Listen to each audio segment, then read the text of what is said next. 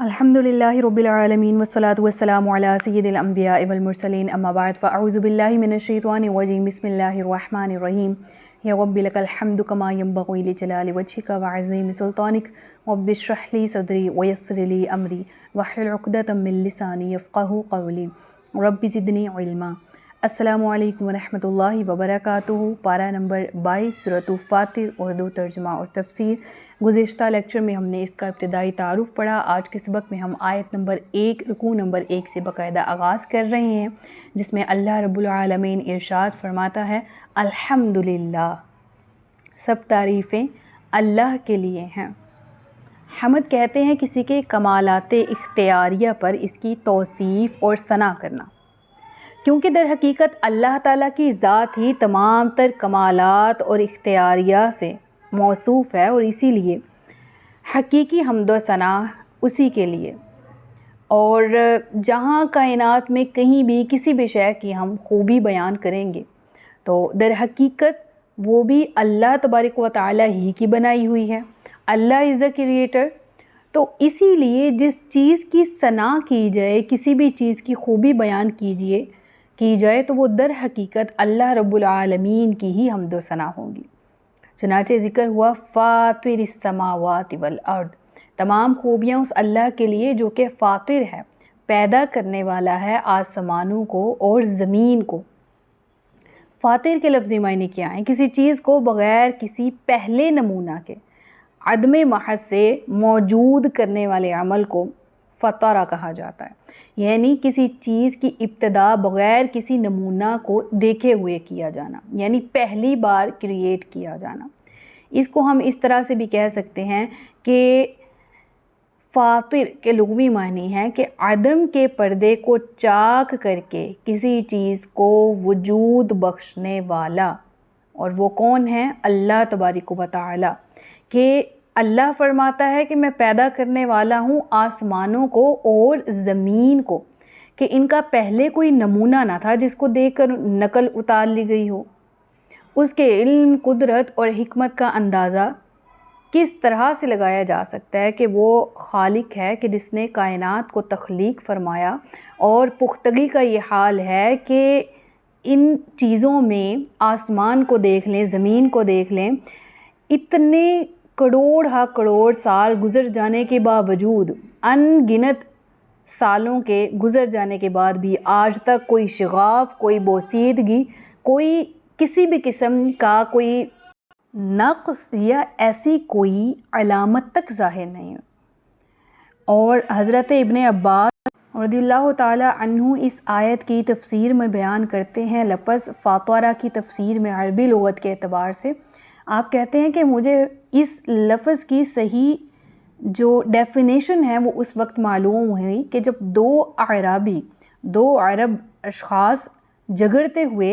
मेरे पास आए और उनमें से किसी एक ने कुएं के बारे में झगड़ रहे थे, उसकी मलकियत के बारे में। तो उसमें से एक ने कहा, आना फ़तरतुहा,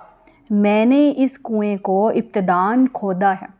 तो कहते जब वो झगड़ रहे थे आपस में और उनकी बहस के दौरान जब एक शख्स ने ये लफ्ज़ बोला तो मुझे मालूम हुआ कि इस लफ्ज़ के हकीकी मायने क्या हैं। क्योंकि कुरान करीम की तफ़सीर का एक असलूब ये भी है कि अहले लुग़त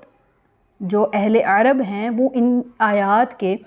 इस्तेमाल होने वाले जो अल्फाज हैं उनकी अपनी डिक्शनरी के एतबार से क्या ट्रांसलेशन करते हैं। अरब डिक्शनरी में, अरबी लुग़त में इन अल्फाज के क्या मानी हैं और इनको कैसे समझा जा सकता है। तो हज़रत इब्ने अब्बास फरमाते हैं, हज़रत अब्दुल्ला फरमाते हैं कि मैंने जब उनके अल्फाज इस तरह से उनकी अदायगी देखी तो मुझे मालूम हुआ कि फ़ातिरिस समावाति वल अर्द के लुग़वी मायने क्या हैं। फिर ज़िक्र होता है जाइलिल मलाइकति गुसुलन उली अजनिहति मसना व सुलासा व रुबा।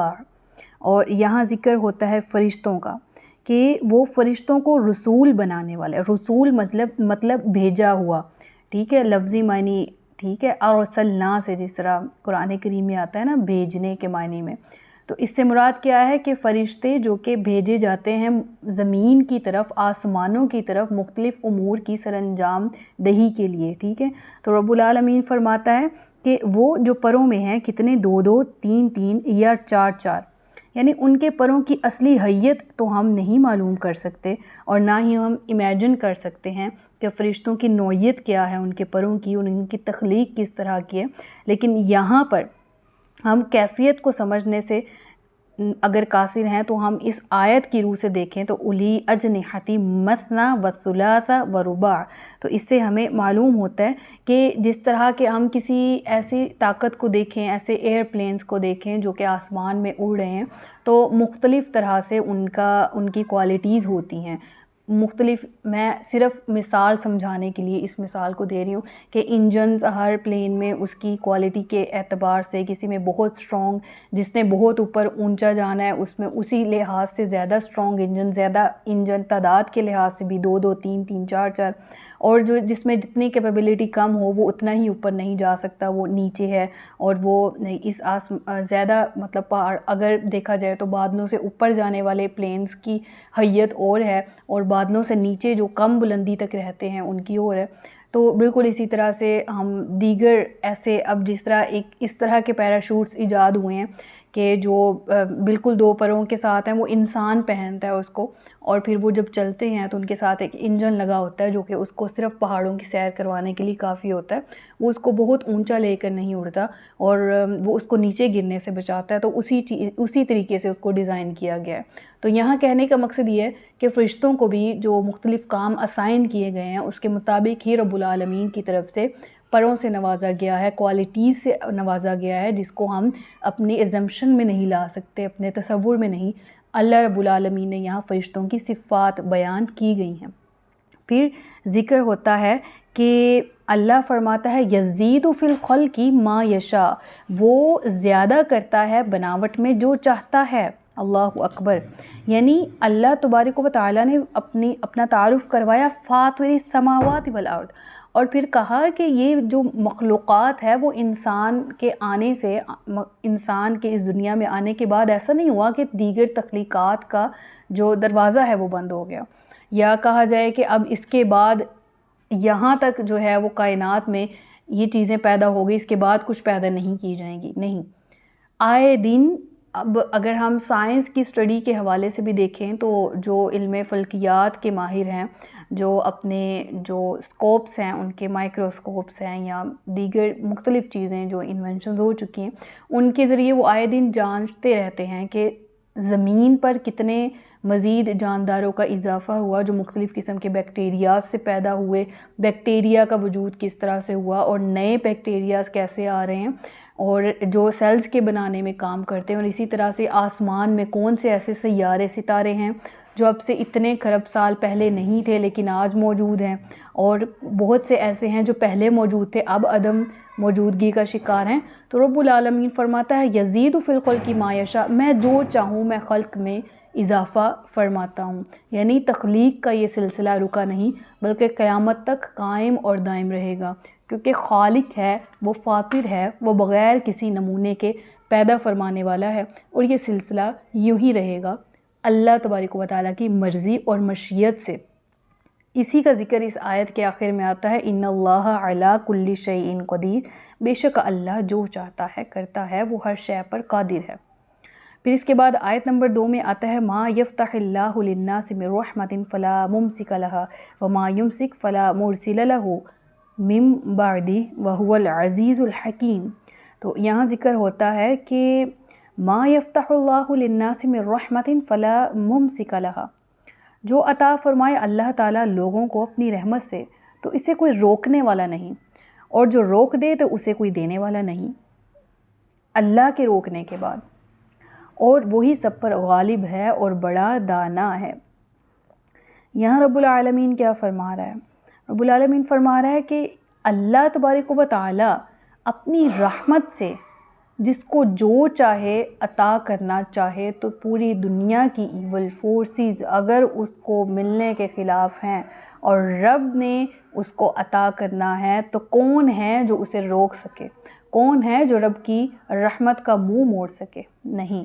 اللہ جسے چاہے اپنی رحمت کے دروازے کھول دے، اور اگر اللہ چاہے کہ فلاں شخص سے اپنی رحمت کو روک لینا ہے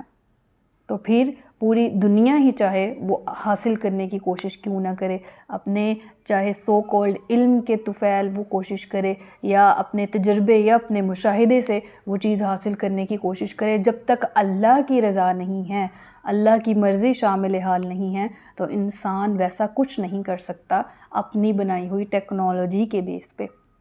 جیسے وہ سب میرین والا واقعہ ابھی گزشتہ ہی دنوں گزرا ہے کہ ملینئرز جو زیادہ امیر اشخاص ہوتے ہیں، انہوں نے مطلب ان کی ہی رسائی ہے کہ وہ سب میرین میں بیٹھ کے وہ ٹائٹینک کا ملبہ دیکھنے جاتے ہیں۔ تو اول تو انہیں اپنی ٹیکنالوجی پر بھروسہ تھا نا، حد کا بھروسہ تھا کہ وہ اتنی گہرائی میں اتنی ڈیپتھ میں جا سکتی ہے اور ہم وہاں سے واپس بھی آئیں گے۔ تو وہ جاتے ہیں اور وہ کیا ہے کہ ایمپلوئین کا شکار ہو جاتی ہے وہ، اور وہ سب میرین سمندر کے اندر ہی کہیں غرق ہو گئی، کہیں پریشر اور دباؤ کی وجہ سے آپس میں ہی مرج ہو گئی۔ وہ 5 اشخاص جو اس میں موجود تھے وہ بھی، ان کی ڈیڈ باڈیز بھی نہ مل سکیں اور نہ سب میرین کا پتہ لگایا جا سکا۔ تو انسان نے کتنی ترقی کر لی نا، اس کو اپنے علم، اپنے مشاہدے، اپنے تجربے کا نام دیتے ہوئے اچھی جو ہیں وہ تخلیقات نکال لی، اور کہا کہ یہ چیز اس کو ہر لحاظ سے سیف رکھے گی۔ جب تک اللہ نہیں چاہ رہا،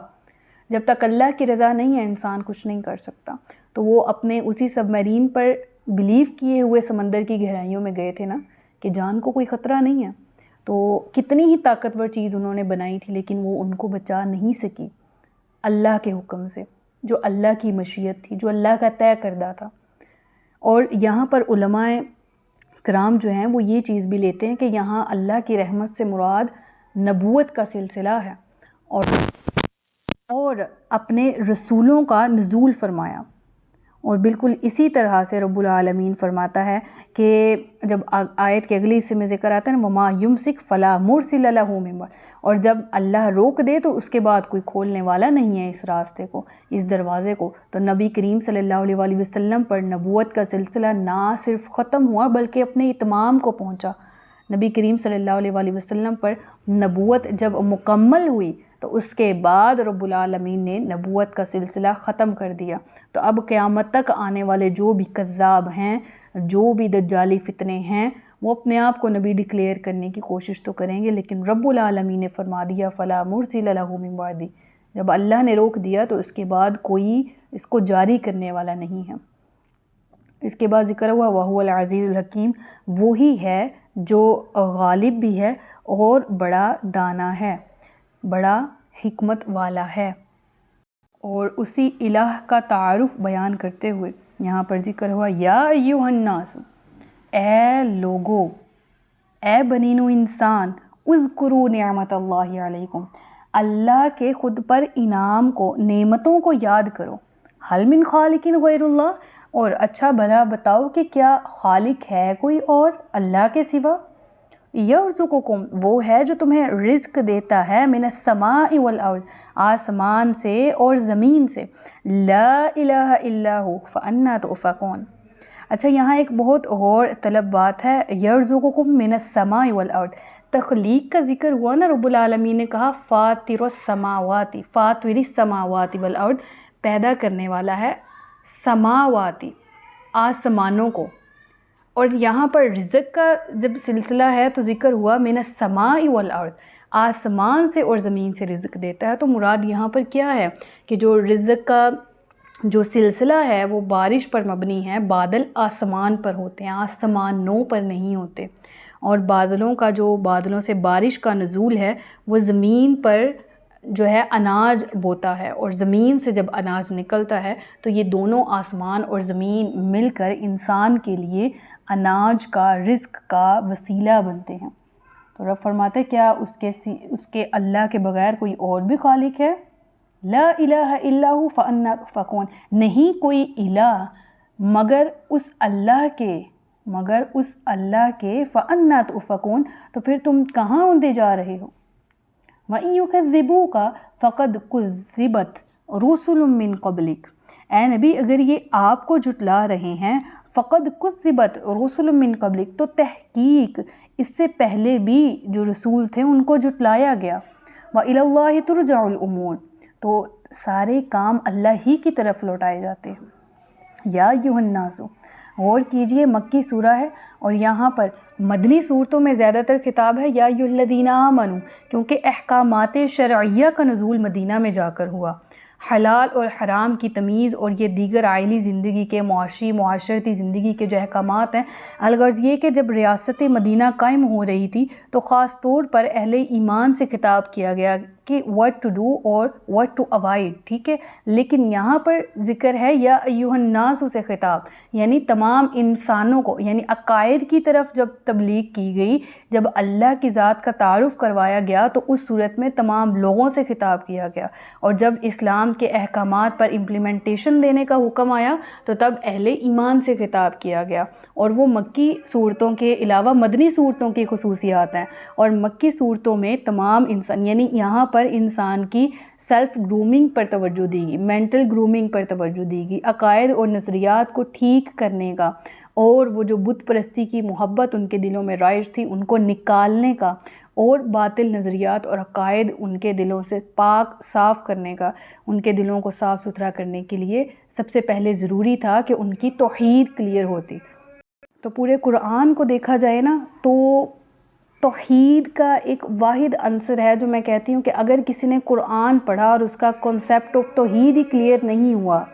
تو اسے اپنے پڑھے ہوئے قرآن پر غور کرنا چاہیے کہ قرآن پڑھتے ہوئے بھی، قرآن پڑھنے کے بعد بھی وہ رب العالمین کے ساتھ، اس کی ذات میں، اس کی صفات میں، اس کی صفات کے تقاضوں میں کہیں نہ کہیں کسی نہ کسی طرح کسی دوسرے کو شریک ٹھہرائے، کسی دوسرے کو حصہ دار مانے، کسی دوسرے کو باعث اختیار مانے، تو پھر اس کو اپنے عقائد پر توجہ دینے کی ضرورت ہے۔ تو رب العالمین نے توحید کا ذکر قرآن میں کیا، اور خاص طور پر مکی صورتوں میں۔ پھر ذکر ہوا یا ایھا الناس، اے لوگو، ان وعد اللہ حق فلا تغرنکم الحیاۃ الدنیا، اے لوگو یاد رکھو یقیناً اللہ کا وعدہ سچا ہے، پس دھوکہ میں نہ ڈال دے تمہیں یہ دنیاوی زندگی، ولا یغرنکم، اور نہ تمہیں دھوکے میں ڈال رکھے، باللہ، اللہ کے بارے میں، الغرور، بڑا فریبی۔ اچھا، غرور جو ہے نا لفظ پیش کے ساتھ غائن کے اوپر اگر پیش آئے گی تو اس سے مراد کیا ہوگا؟ اس سے مراد یہاں پر ہوگا کہ مصدر ہے یہ، ٹھیک ہے۔ لفظ غرور زبر کے ساتھ ہے تو یہ سپرلیٹیو صیغہ مبالغہ میں آ جائے گا، اور اس کا کیا مطلب ہے؟ بڑا دھوکے باز، بڑا دھوکہ دینے والا۔ یعنی یہاں پر مراد ابلیس لعین ہے جو اکثر لوگوں کو اللہ کے بارے میں اس طرح بھی ورگلاتا ہے۔ کس طرح؟ کہ اللہ رحمان ہے، اللہ رحیم ہے، اللہ شفیق ہے، مغفرت کرنے والا ہے، تمہیں کاہے کی فکر ہے؟ تم نے کون سے ایسے بڑے گناہ کر دیے ہیں؟ اور یہ سودی کاروبار اور یہ رشوت کا لین دین، یہ تو تم مجبور ہو، یہ تو دنیاوی امور ہیں، ہاں بعد میں مغفرت کر لینا توبہ، ہاں تم اس میں سے صدقات خیرات کرتے رہو، اگر تم سودی کاروبار میں سے 1 کروڑ کا نفع حاصل کر رہے ہو تو 5-6 لاکھ تم صدقہ دے دینا، زکوٰۃ دے دینا، تمہارا مال پاک ہو جائے گا۔ اس طرح کے وسوسے بھی سب سے بڑا وسوسہ، اور یہ فیکٹ ہے، امت محمدی ہے، ہم تو بخشے جائیں گے، ہمارے رسول اللہ نے ہماری شفاعت کر دینی، ہم تو بخشے جائیں گے۔ اللہ فرما رہا ہے کہ وَلَا يَغُرَّنَّكُمْ بِاللَّهِ الْغَرُورُ، اللہ کے بارے میں تمہیں کوئی دھوکہ دینے والا بڑا دھوکے باز دھوکہ نہ دے دے۔ یعنی شیطان کا ایک بہانہ یہ بھی ہے کہ وہ اللہ، اچھا ایک طرح سے وہ اس طرح بھی ورگلاتا ہے، میں نے بہت سے ایسے لوگوں کی کاؤنسلنگ کے سلسلے میں بہت سے لوگ مطلب مجھ سے کنیکٹ ہوتے ہیں کہ میم میں نے بہت سے گناہ کیے ہیں، میں توبہ بھی کرتی ہوں لیکن مجھے نہیں لگتا میری توبہ قبول ہو رہی ہے، مجھے نہیں لگتا، میرے دل میں سکون نہیں ہے، اور میں چاہ بھی رہی ہوں، میں وہ گناہ چھوڑ بھی نہیں رہی، اور مجھے پتہ ہے وہ برا ہے، اور مجھے پتہ ہے میری بخشش نہیں ہونی۔ یہ بھی دھوکہ ہے اللہ کی ذات کے بارے میں۔ اور شیطان یہاں سے بھی، جس انسان کو جہاں سے ویک دیکھے وہ وہاں سے آنے کی کوشش کرتا ہے، ٹھیک ہے۔ اور بالکل اسی طرح سے یعنی اللہ کی ذات کو اتنا سخت کر کے ذہن میں ہم بٹھا لیتے ہیں کہ جی توبہ کرنے کے باوجود معافی نہیں ملی، یہ بھی جو ہے وہ شیطان کی طرف سے ورگلایا ہوا اللہ کے بارے میں دھوکہ ہے۔ اور یہ بھی کہ ہم دھڑلے سے اپنی زندگی اپنے مطابق گزارتے رہے، حلال حرام کی تمیز نہیں ہے، اچھے برے کی تمیز نہیں ہے، اور اللہ کو کیونکہ ہمارا رب رحمان ہے، رحیم ہے، وہ شیطان اتنا اچھا کر کے دکھا دیتا ہے کہ ٹینشن لینے کی بات ہی کوئی نہیں، زندگی 4 دن کی ہے، گزار لو، قبر میں بخشش ہو جائے گی، آخرت میں شفاعت ہو جائے گی، اللہ خیر صلی اللہ۔ تو ایسا نہیں ہے، اللہ کی ذات کے بارے میں دھوکے کا شکار ہرگز نہیں ہونا، بالکل نہیں ہونا۔ نہ اس کی رحمانیت اور رحیمیت کی صفات کو لے کے، اور نہ اس کی الجبار القہار والی صفات کو لے کے۔ انسان کو کسی بھی طرح سے دھوکے میں نہیں آنا شیطان کی طرف سے، کیونکہ یہ وہی شیطان ہے نا کہ جس نے دنیاوی زندگی میں انسان کے پیچھے لگے رہنے کی اور انسان کو ورگلانے کے لیے اللہ تبارک و تعالیٰ سے اس نے چیلنج کے طور پر گفتگو کی تھی کہ میں ضرور بہکاؤں گا ان شیاطین کی پیروی کرنے والے انسانوں کو۔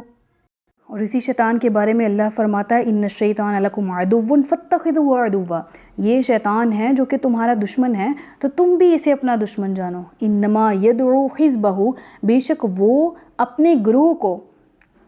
انما یدعو بے شک وہ بلاتا ہے اپنے گروہ کو، لیکونوا من اصحاب السعیر، تاکہ وہ بھی دوزخیوں میں سے ہو جائیں۔ یہاں پر شیطان کے گروہ سے کیا مراد ہے؟ مراد وہ لوگ ہیں جن میں آٹومیٹکلی ایک پوٹینشل ہوتا ہے، کس سے کہ وہ نیکی کی طرف توجہ نہیں دیتے اور وہ گناہوں کی زندگی کی طرف زیادہ مائل ہوتے ہیں، زیادہ خوشی کے ساتھ وہ گناہوں کی زندگی گزارنے کی کوشش کرتے ہیں۔ تو ایسے لوگ شیطان کا آسان شکار ہوتے ہیں۔ انہیں یہاں پر حزبہ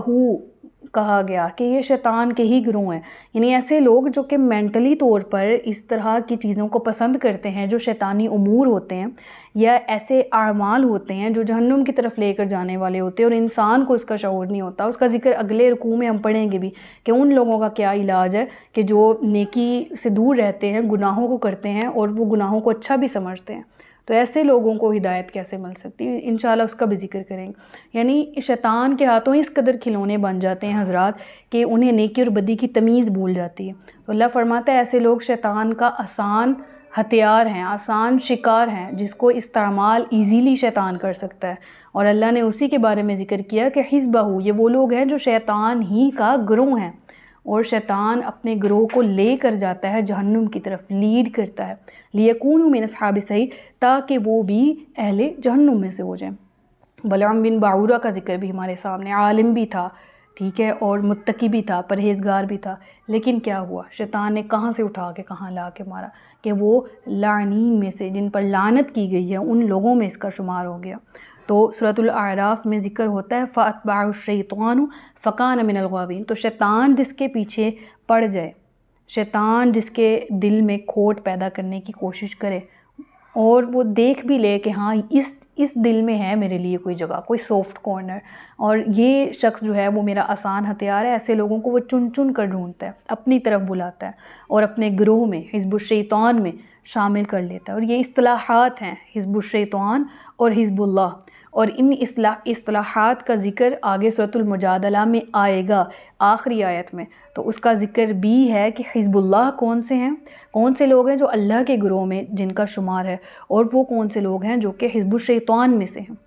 تو اللہ فرماتا ہے جو حزب الشیطان میں سے ہیں تو شیطان انہیں اپنی طرف بلاتا ہے تاکہ انہیں جہنم میں داخل کر دے۔ الذین کفروا لہم عذاب شدید، پھر وہ لوگ جنہوں نے کفر کیا ان کے لیے سخت شدید عذاب ہے۔ والذین آمنوا وعملوا الصالحات، ہاں وہ لوگ جو ایمان لائے اور نیک اعمال کیے، لہم مغفرۃ واجر کبیر، ان کے لیے مغفرت ہے اور بڑا اجر ہے۔ اللہم اجعلنا منہم، اللہ تبارک و تعالیٰ اہل ایمان کے گروہ میں، حزب اللہ کے گروہ میں ہمارا شمار فرمائے۔ صدق اللہ العلی العظیم و صدق رسولہ النبی الکریم، سچ فرمایا اللہ نے جو عظمت والا ہے۔ اپنا بہت سا خیال رکھیے گا، مجھے دعاؤں میں یاد رکھیے گا۔ تاجدار ختم نبوت، زندہ باد پاکستان، پائندہ باد۔ السلام علیکم ورحمۃ اللہ وبرکاتہ۔